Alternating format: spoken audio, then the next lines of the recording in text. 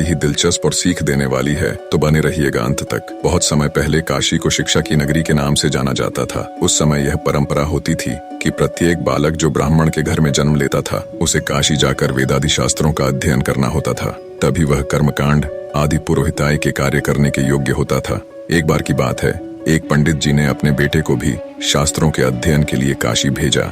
सभी शास्त्रों का अध्ययन करने के बाद पूरी तरह सब कुछ कर निपुण होकर बालक अपने गांव लौटा। बेटे की आने की खुशी में पंडित जी ने एक भव्य उत्सव का आयोजन करवाया, जिसमें ज्ञान चर्चा का विषय भी रखा गया। उसमें नए पंडित जी को शास्त्रोक्त तरीके से ग्रामवासियों की समस्याओं का समाधान करना था। सभी लोगों ने तरह तरह के प्रश्न पूछे। लगभग सभी प्रश्नों के जवाब नए नए शास्त्र झाता बने पंडित जी ने अच्छे से पूरी व्याख्या के साथ दिए। सभी गांव वाले उससे बहुत प्रभावित हुए और उसकी प्रशंसा करने लगे। इतने में एक बूढ़ा किसान सामने आया और उसने पूछा, महोदय, क्या मैं भी कुछ पूछूं? तो पंडित जी ने पूरे विश्वास के साथ कहा, हाँ हाँ, क्यों नहीं, ये सभा, ये प्रोग्राम इसलिए तो है।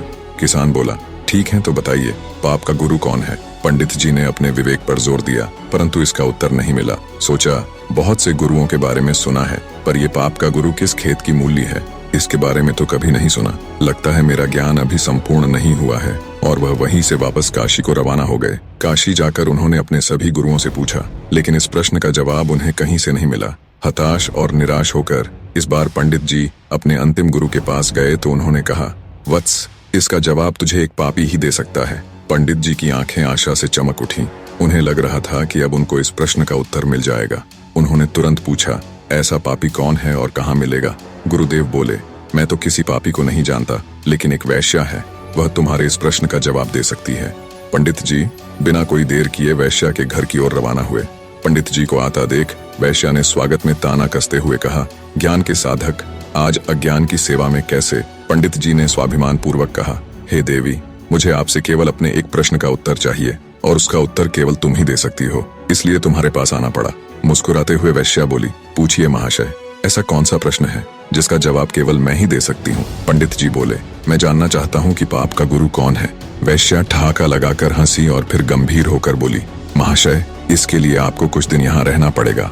अब पंडित जी इस प्रश्न के उत्तर में पहले ही काफी भटक चुके थे, इसलिए उन्होंने वैश्या की बात मानकर वहाँ रहना स्वीकार कर लिया। लेकिन पंडित जी बोले, हे देवी, मैं यहाँ रह तो लूंगा, लेकिन खाना पानी अपने खुद के हाथ का बनाया हुआ ही लूंगा। वैश्या बोली, जी अवश्य। इस तरह 4 दिन बीत गए। प्रतिदिन पंडित जी खाना बनाते और अपनी पेट पूजा करते थे। आखिर परेशान होकर पंडित जी ने वैश्या से पूछ ही लिया, हे देवी, मुझे मेरे प्रश्न का जवाब कब मिलेगा? वैश्या बोली, थोड़ा धैर्य धारण कीजिए महोदय, बस 1 दिन की और बात है। उसी दिन पंडित जी का खाने पीने का सामान भी खत्म हो गया। वैश्या का ठिकाना गांव से काफी दूर था। भयंकर गर्मी और चिलचिलाती धूप देखकर पंडित जी ने सोचा, अभी तो बहुत गर्मी है, सूर्य ढल जाएगा, तब शाम को बाजार जाकर सामान लाऊंगा। और भूखे पेट ही काम में लग गए। सुबह से भूखे पंडित जी अपनी पोथियों के पन्ने पलट रहे थे। तभी अचानक वैश्या का आगमन हुआ।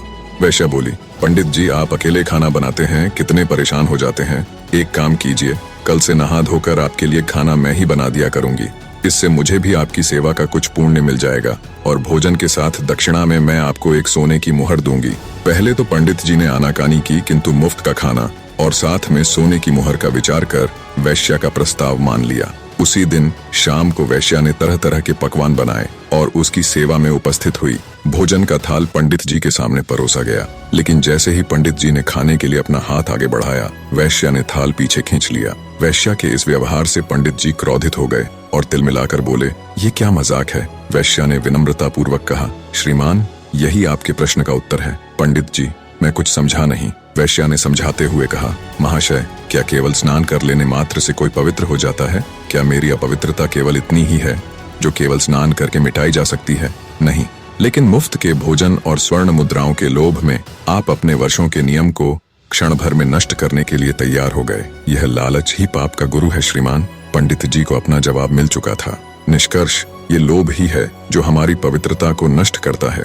अब वो किसी भी रूप में हो सकता है, धन दौलत, चाहना आदि आदि। कहा गया है, ये लोभ कोई छोटी चीज नहीं बल्कि काल का पुत्र है, इसलिए इससे जो बच गया वो पार उतर गया।